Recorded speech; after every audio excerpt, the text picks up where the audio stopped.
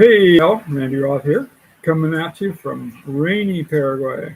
But hopefully you can hear me over the rain. Might even have some lightning and thunder that's going on, so we'll see how that works out. Today, we're going to have a change of pace and discuss the two beasts of Revelation 13. As some of you might uh, be aware from watching my videos um, for several years, you may have been able to watch the video before YouTube took it down for misinformation purposes because I spoke of the pandemic and COVID-19. But I was able to predict 4 months before the end of the pandemic the timing that it would end, because the Lord had me understand that the pandemic was indeed the first beast of Revelation 13. And so, just to kind of go over that a little bit, the first beast lasts 42 months or 3.5 years. And the pandemic started in like November, end of November, beginning of December. Right about the beginning of December, it was declared that it could be an issue, and it started spreading worldwide right at the first week. It started to get reports after that. And then it was declared over 42 months later on June 5th of 2023. Okay, so we have the fulfillment of 42 weeks there, or 42 months rather. And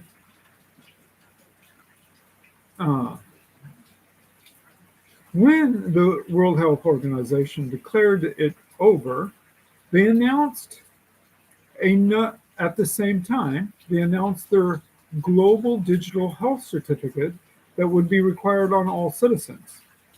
As you might be aware, the UK just made that mandatory.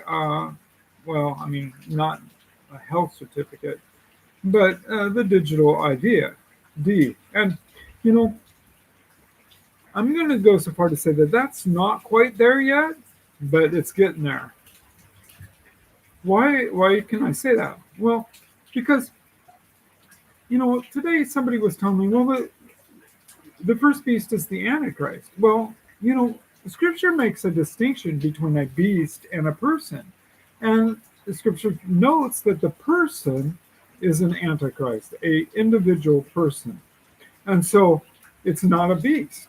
And a beast is an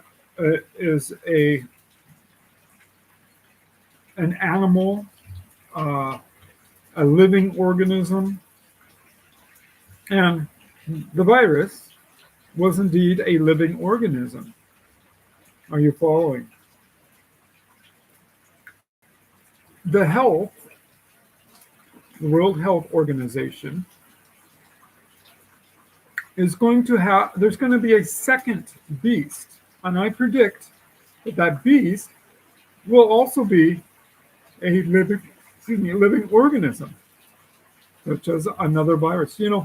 Yesterday's news, along with UK announcing the digital certificate, Stanford is now using AI to create new viruses. Imagine that. Let's have AI tell us how to make them now so that we can get them perfected. Wow. Okay. So any little kid now, probably not any little kid, go create whatever you want to from AI. So people are saying, oh, well, the AI is the beast. Well, very well could produce a beast, but a beast is a living organism. And so if the first beast was a living organism that created the authority for the second beast, how did it do that? What was that? Well, it created a 6 foot or 2 meter mandatory distance between people and a requirement of using a mask to go in to establishments in order to buy or sell. Okay? Are you following? You can't buy or sell without having a mask and without standing 6 feet or 2 meters apart. And this was worldwide. This was like the first worldwide thing, and was caused by a beast, a virus. Okay? So this is pretty much the extent of what I'm saying. But check it out, Revelation 13, the different aspects of the beast. Now, you have the first. What does it come? I believe it says that the first beast comes out of the sea. It is water-based. The flu. People died because they drowned it in their own phlegm. That's how it. I mean, it's a waterborne illness. You sneeze it on somebody. Okay. All right. So it lasted 42 months or 3.5 years. It creates authority for the second, makes war with the saints. These are all predictions of the first beast. Well, that's the prediction is that the second beast uses the authority that was created from the first beast. It doesn't say the first beast created authority. It says the second beast uses that. Okay. So just in case somebody's looking for that, that's where it's found. It's found in the writings about the second beast. Okay. So no one can buy or sell without the mark. There's a lot of people preaching, well, it's gonna come with an oath and all this stuff. No, it doesn't come with an oath, a pledge allegiance to the world or something like. I mean, that's that's one of the things that's being taught. And when it doesn't come with that, and somebody says, "Oh, well, I didn't have to pledge allegiance to the world, so therefore it's okay." No, the only aspect of the second beast is that you cannot buy or sell without it. Yes, it talks about worshiping the beast, but a form of worship is conforming to what the requirements of what you're worshiping requires of you. That's worship. You take the time to do the effort. That's what worship is. It comes from I've been told, I haven't looked it up, I'm told it comes from the word of dog licking. The dog licks. When the dog licks, that's like the Greek word for worship.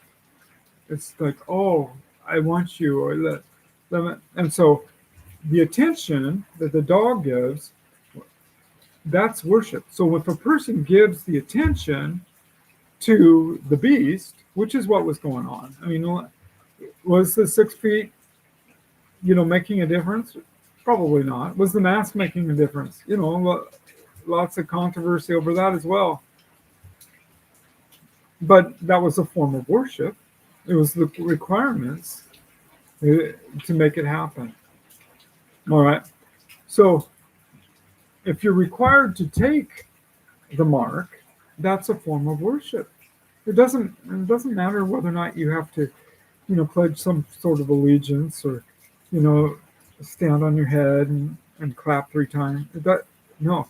What it's saying is that no man can buy or sell without it. So if you want to buy baby formula for your baby and your baby's crying at 3 o'clock in the morning, oh, there goes my power.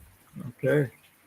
So I've got some battery backup a little bit, so it won't shut off completely.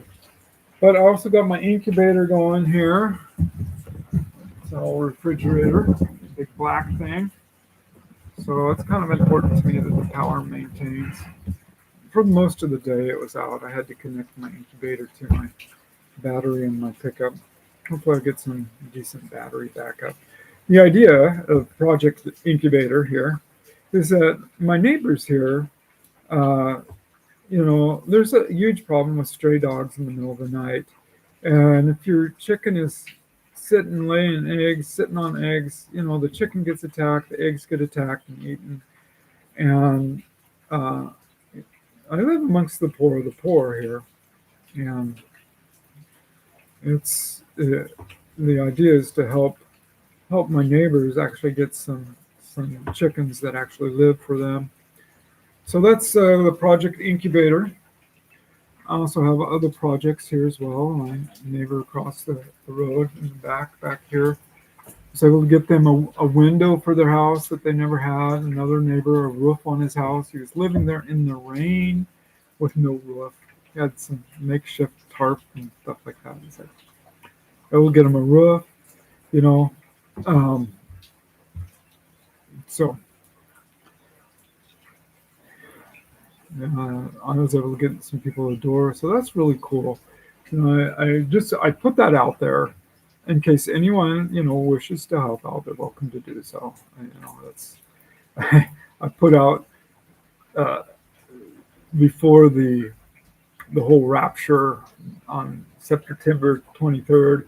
A lot of people giving away their cars and houses, and that's great. It's important to not have your treasures stored up here on earth and store them up in heaven. I mean, that would really suck if there was a rapture and we had all of our treasures stored up here on earth.